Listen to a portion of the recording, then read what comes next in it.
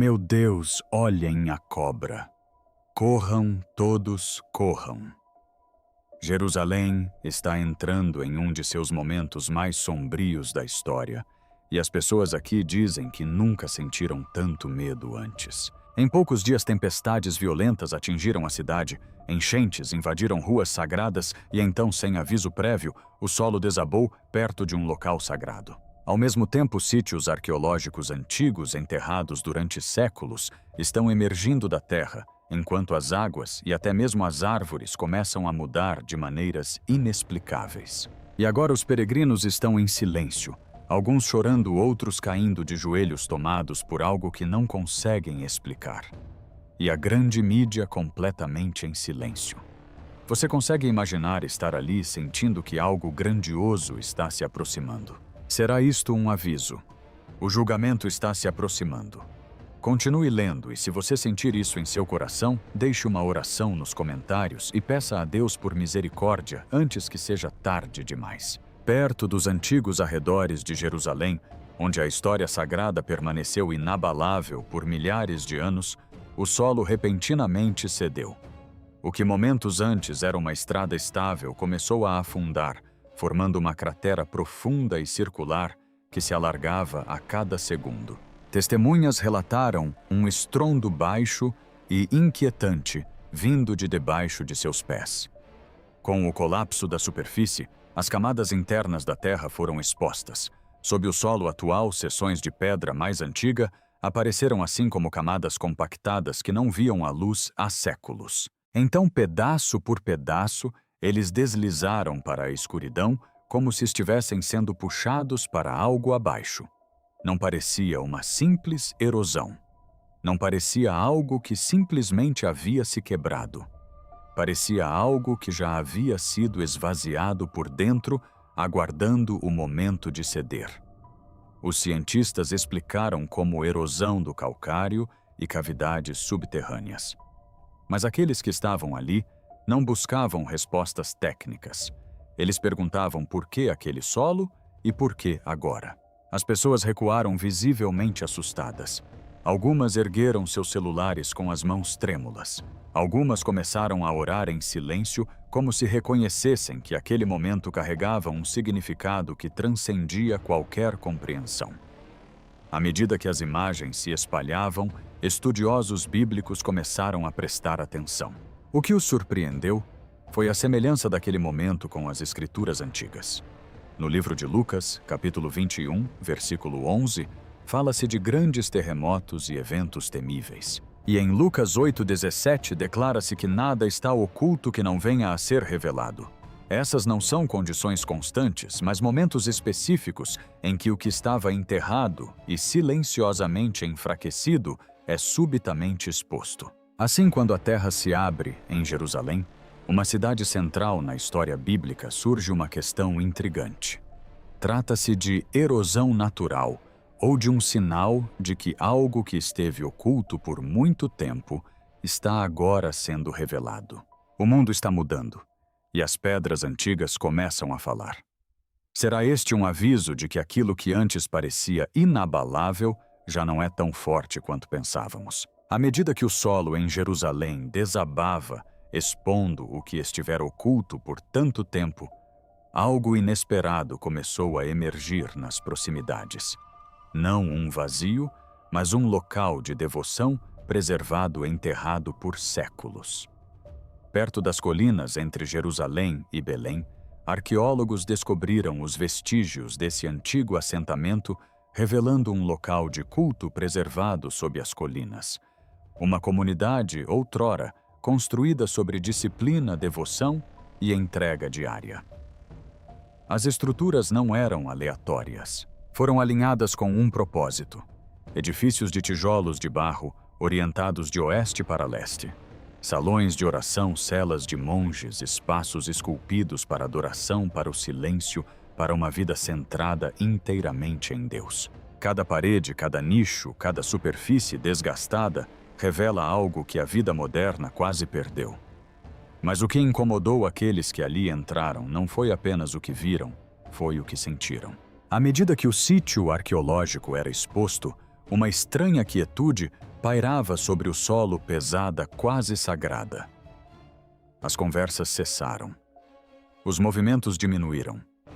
Alguns baixaram a cabeça sem entender o porquê. Outros começaram a rezar.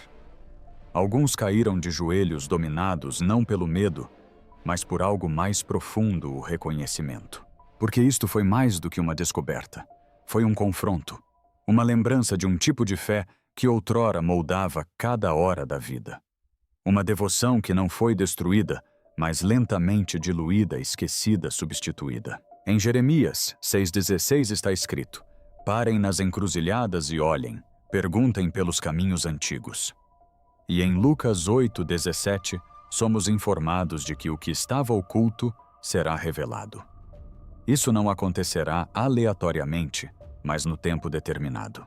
Então, quando um lugar como este emerge da terra, em um momento de crescente inquietação, distração e distanciamento espiritual, a pergunta se torna difícil de ignorar. Por que agora? Por que o que estava enterrado está sendo descoberto ao mesmo tempo em que o mundo se distancia cada vez mais? Porque isso pode não ter nada a ver com história. Talvez se trate de um retorno. Quando algo tão sagrado emerge novamente da terra, a mensagem deixa de ser silenciosa. Será este simplesmente um lugar esquecido sendo revelado ou um aviso que nos chama de volta antes que a própria fé se desvaneça irremediavelmente?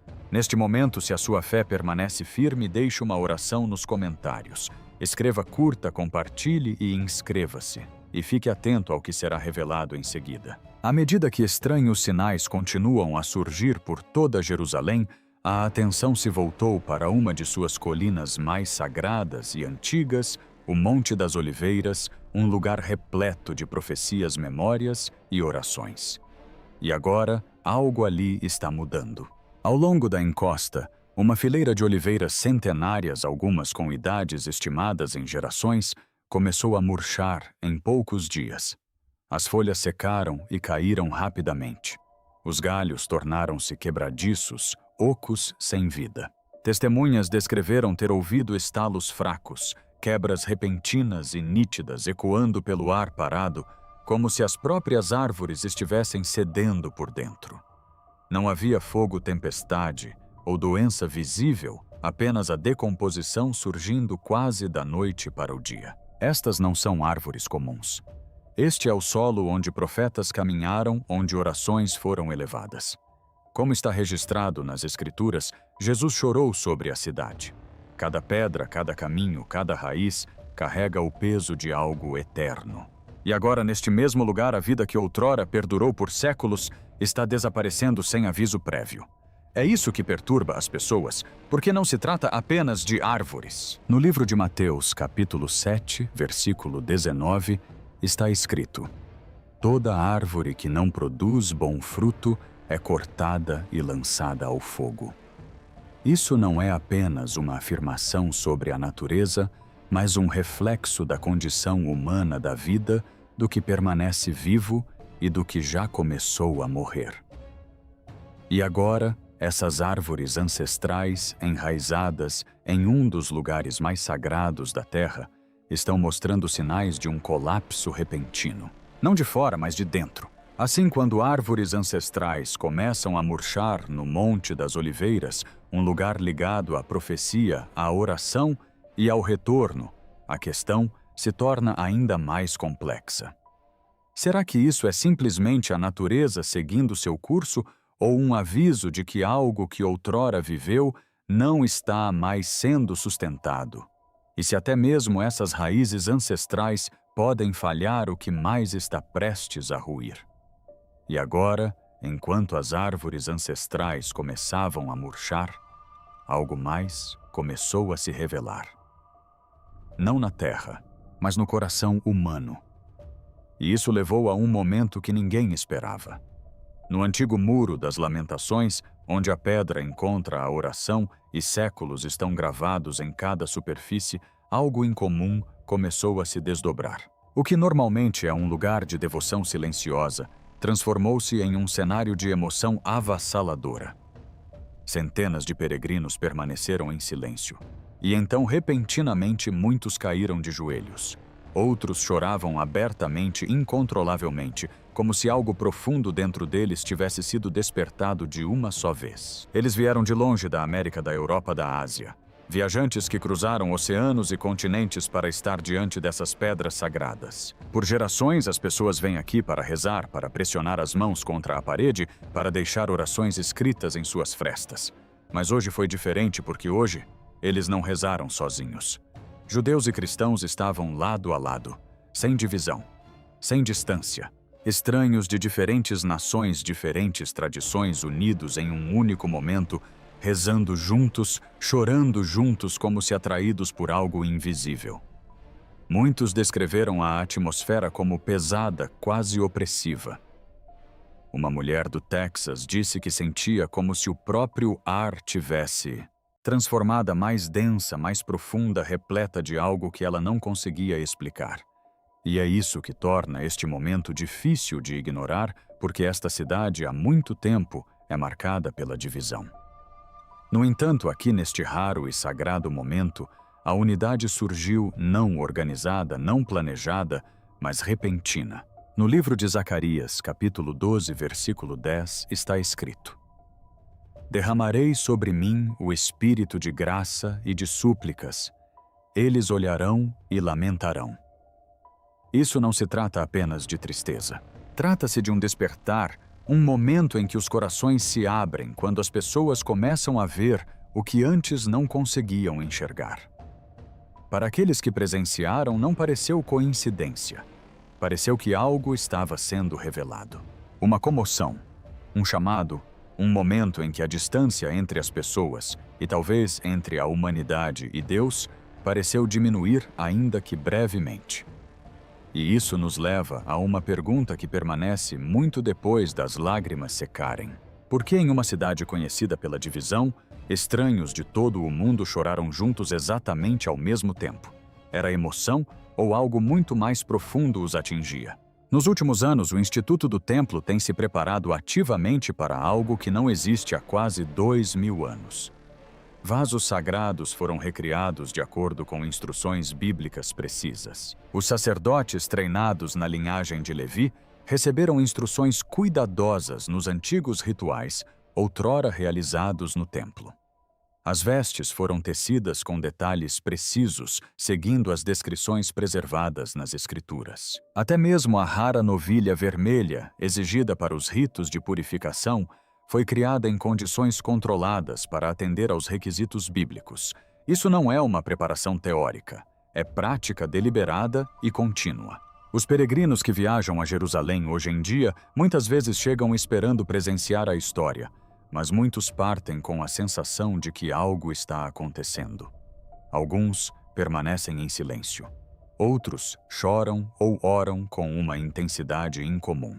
Pessoas de diferentes nações e tradições se reúnem em raros momentos de união, criando cenas profundamente emocionantes e difíceis de explicar.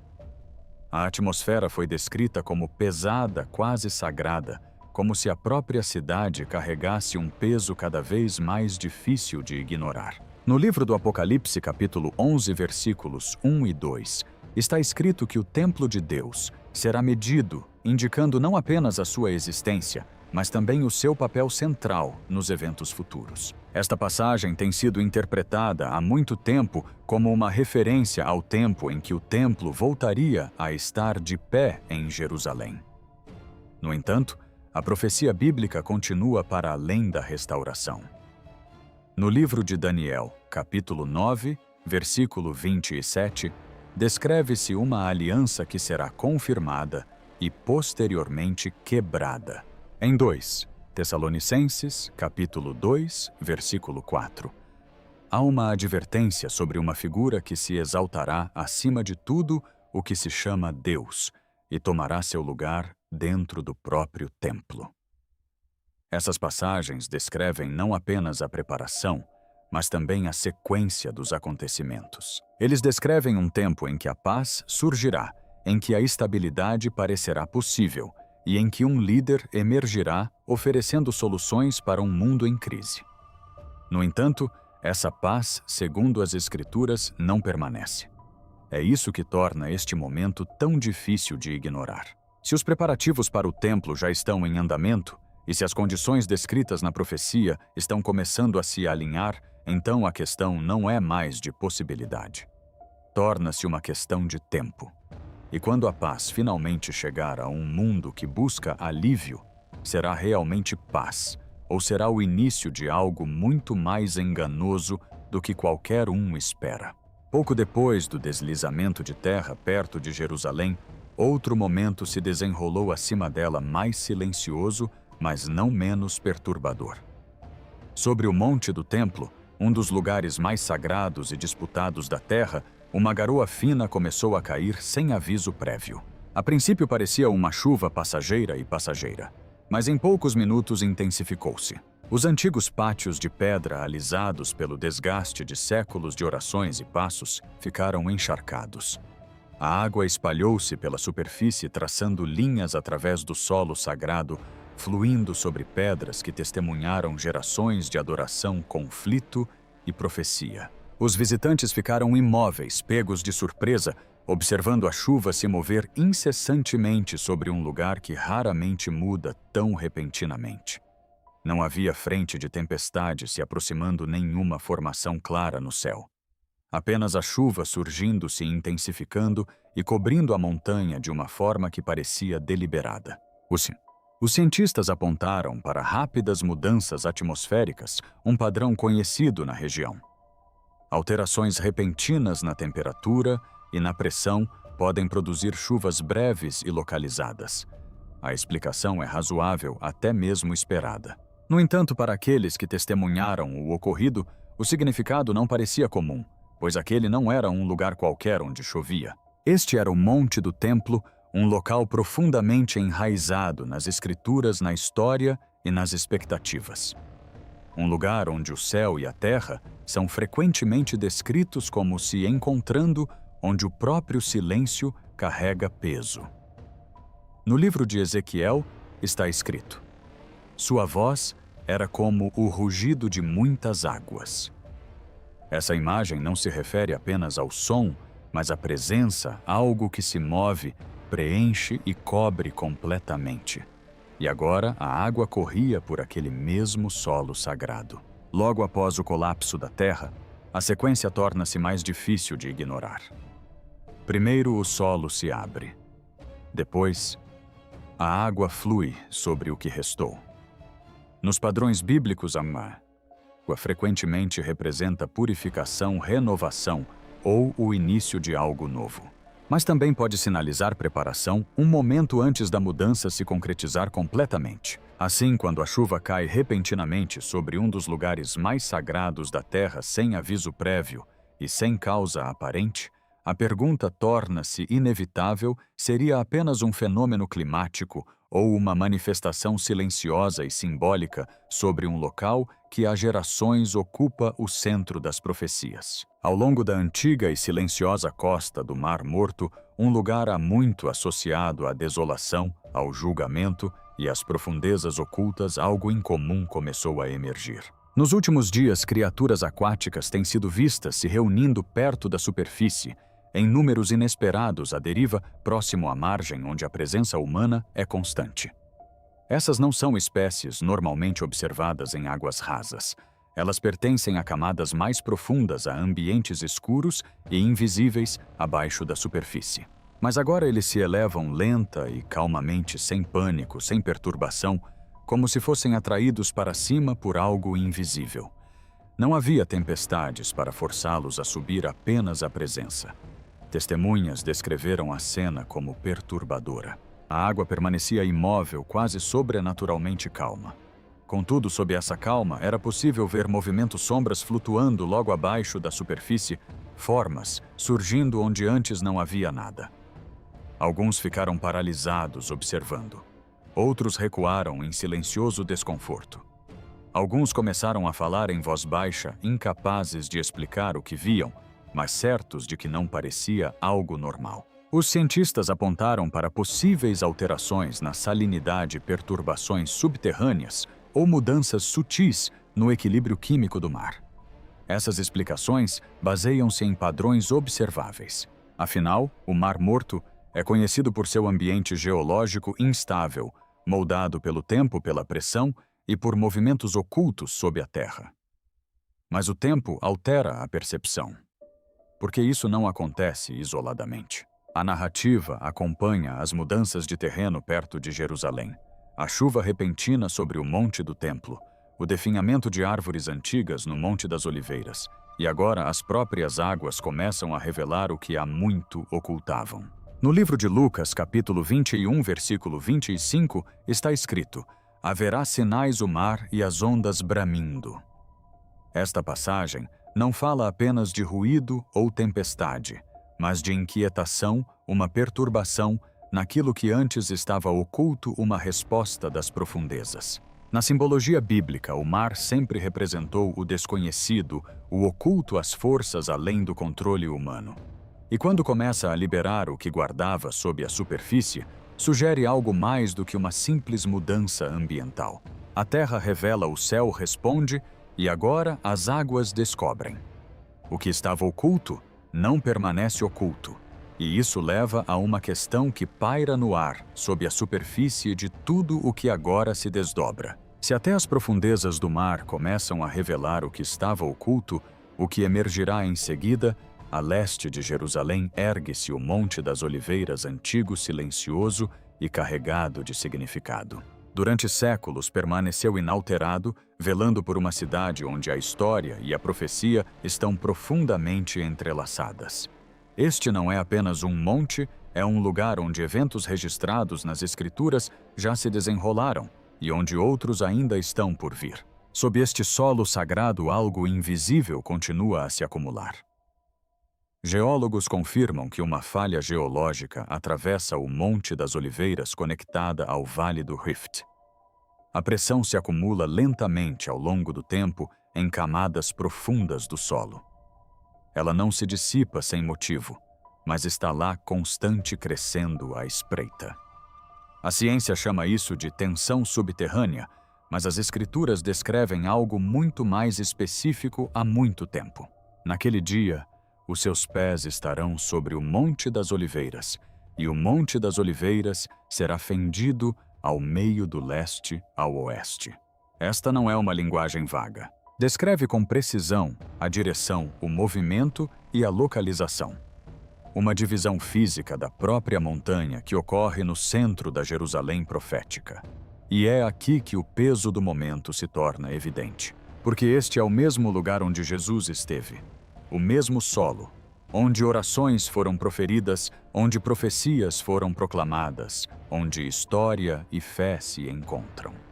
E segundo as Escrituras, é também o lugar onde a própria terra responderá. Não gradualmente, mas repentinamente. Nos últimos tempos, pequenas mudanças foram registradas na região.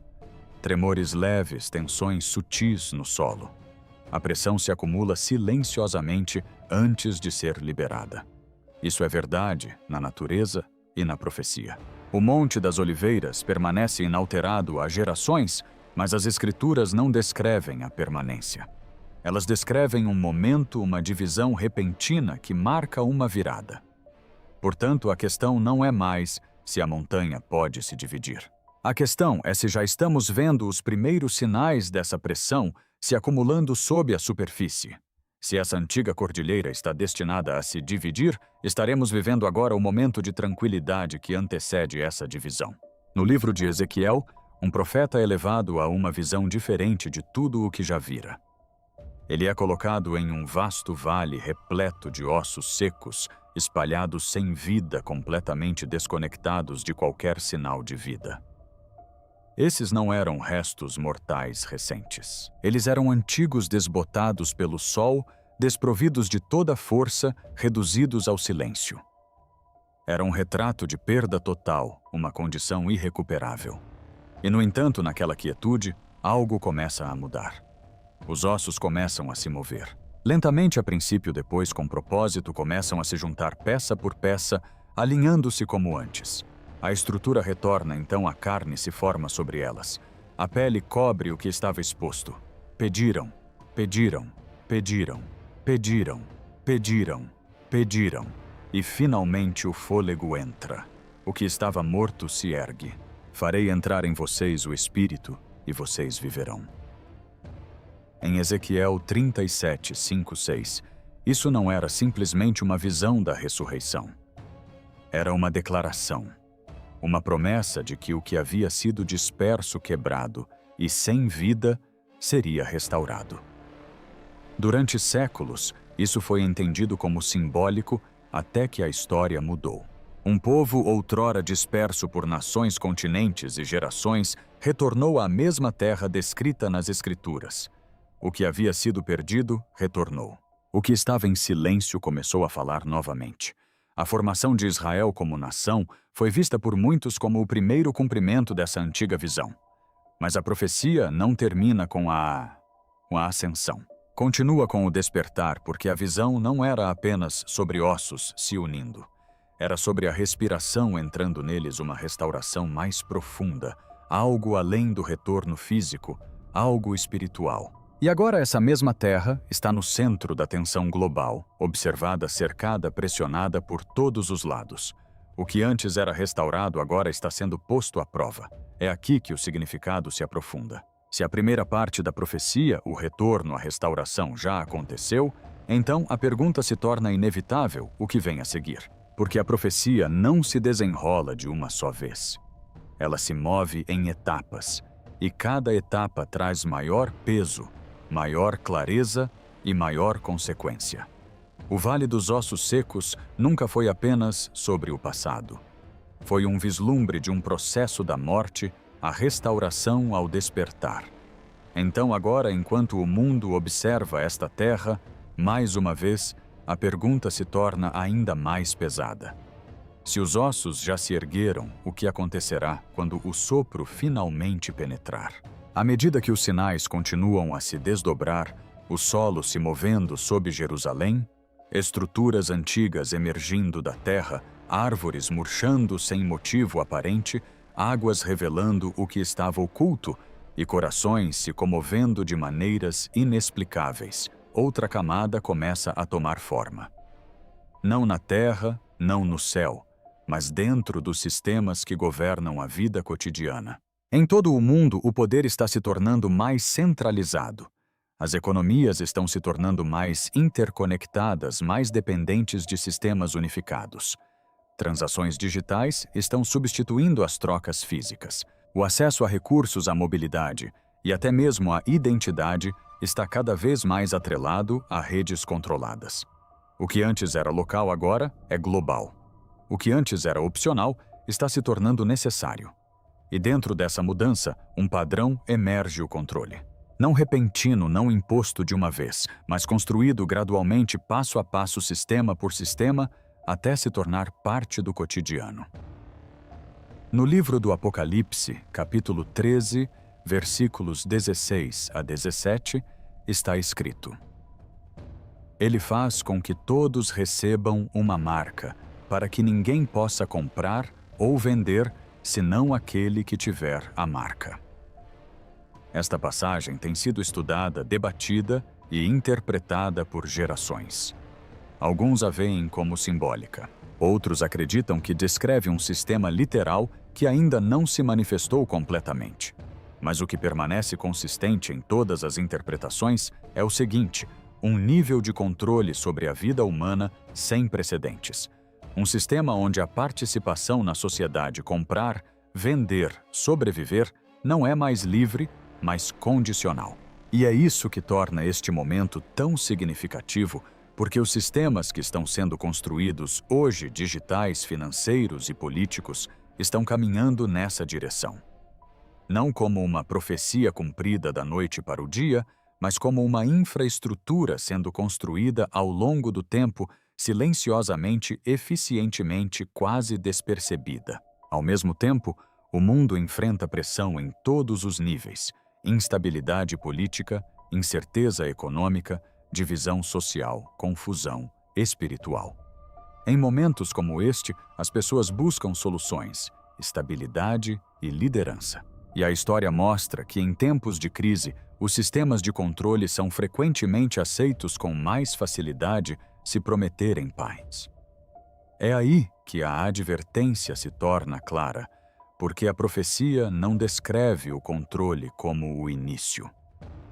Ela o descreve como o resultado. O resultado da pressão, o resultado do medo, o resultado de um mundo em busca de ordem. E quando essa ordem finalmente chegar, pode não parecer ameaçadora a princípio.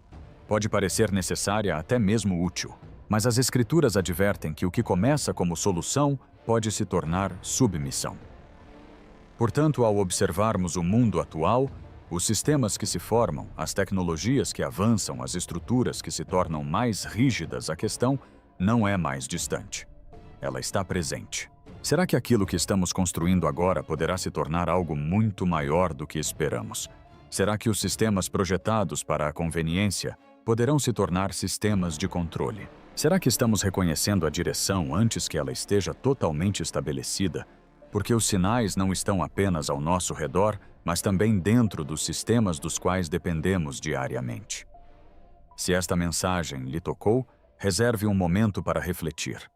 Se a sua fé ainda é forte, deixe uma oração nos comentários. Curta, compartilhe e inscreva-se para ficar por dentro, porque entender os sinais não tem a ver com medo, mas sim com estar preparado para o que está por vir.